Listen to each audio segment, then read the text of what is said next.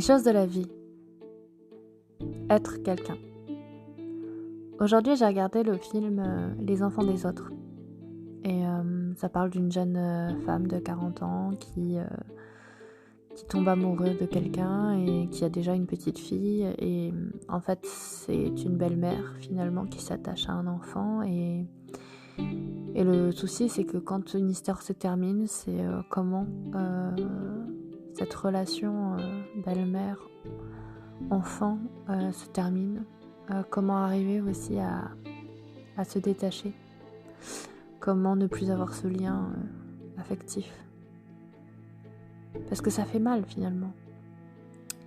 Eh bien, c'est l'idée aussi d'être quelqu'un pour l'autre, d'exister dans sa vie. Et ça, c'est pour tout, hein. C'est pas uniquement dans les relations de beaux-parents. Je me rappelle quand j'étais à la maison de retraite avec mon père et il y avait ma sœur qui avait reçu un coup de téléphone et elle avait dit « Je peux pas te parler, je suis avec mon père et il y a quelqu'un d'autre ». Alors qu'elle aurait pu dire « Je suis avec ma sœur ».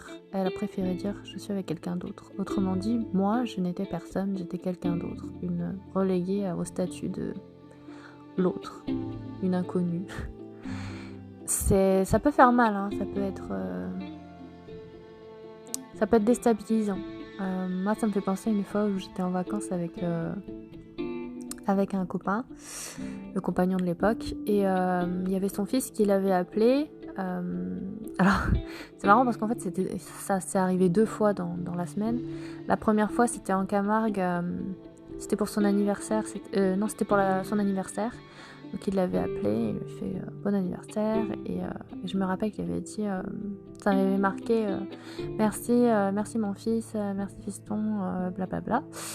Et donc je lui dis bah t'es où? Et je lui dis bah je suis aux plages, je suis à la plage, je profite. Et en fait je me suis dit ok c'est peut-être un peu tôt pour lui parler du fait que j'existe, mais il aurait pu au moins dire je suis pas tout seul. Effectivement, je suis avec une amie, mais là, c'était comme s'il était tout seul. Et ça veut dire que vous êtes invisible. Et ça, c'est violent, en fait, de se dire qu'on n'est pas grand-chose, finalement. Et je me rappelle que le mois d'après, c'était à Vannes. Et c'était pour la fête des pères. Et donc, son fils l'avait appelé. Donc, il lui a dit bah, merci, mon fils. Son fils lui demande où est-ce qu'il est, il lui dit bah moi je suis à Vannes, je suis en vacances. Et en fait à aucun moment il dit que j'étais à côté, j'étais à côté de lui et à aucun moment il a dit qu'il était avec moi, enfin que ce soit une amie ou sa copine ou qui que ce soit d'autre. En fait il n'a pas parlé de moi, il a dit qu'il était en vacances à Vannes, point. Et ça aussi, ça fait mal de se dire, bah non, il aurait pu dire je suis en vacances avec ma compagne, ma nouvelle compagne, ou alors une amie, s'il voulait pas dire qui j'étais.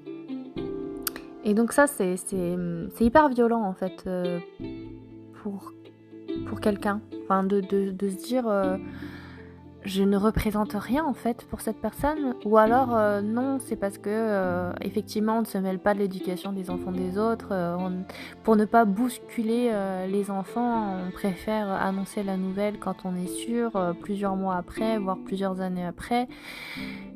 Mais c'est quoi au juste en fait de cacher les enfants sont grands, enfin je veux dire ils étaient majeurs. Et je vois pas où est le problème de dire qu'il était avec moi. Enfin, et ça c'est pour tout en fait, c'est pour n'importe quelle situation. Hein. Ça peut être je suis en ville avec un tel et de dire non je suis en ville tout court au lieu de dire je suis en ville avec des amis ou je suis en ville avec ma mère, je suis en ville. Voilà. Et c'est vrai que ça peut porter à confusion après. Ça peut porter aussi des fois quand on ne nomme pas les choses, quand on ne nomme pas les êtres vivants finalement, les humains, les personnes avec qui on est. Ça peut porter à confusion. Je me rappelle une fois, je suis partie en fait en vacances avec ma mère en roulotte, donc aux Ancises, c'est en Auvergne, parce que j'avais pas de quoi partir plus loin à cause de mes congés qui étaient assez limités. En fait, j'avais que 2 jours de congé et que je devais travailler après et je voulais quand même me ressourcer. Et donc j'avais réservé un petit week-end avec ma mère en roulotte, en habitat insolite. C'est vrai que c'est le genre de choses qu'on fait en amoureux normalement, mais là en l'occurrence je l'ai fait avec ma mère parce que je voulais passer du temps avec elle et que voilà, c'était plutôt agréable et c'était aussi histoire de passer des moments ensemble, comme je le disais hier dans mon podcast, profiter de ses parents tant qu'ils sont encore en vie. Et je me rappelle avoir reçu un message de mon ex qui me disait bah alors tu m'as déjà remplacée, t'es partie en amoureuse pour un week-end, alors que pas du tout, j'étais partie juste avec ma mère en fait. Et, et pareil, je me rappelle, j'avais mon collègue de boulot qui pensait que j'étais partie aussi avec un copain et j'étais juste partie avec ma mère et il m'avait dit bah si tu veux, comme j'habite à côté, on peut aller faire une balade ensemble.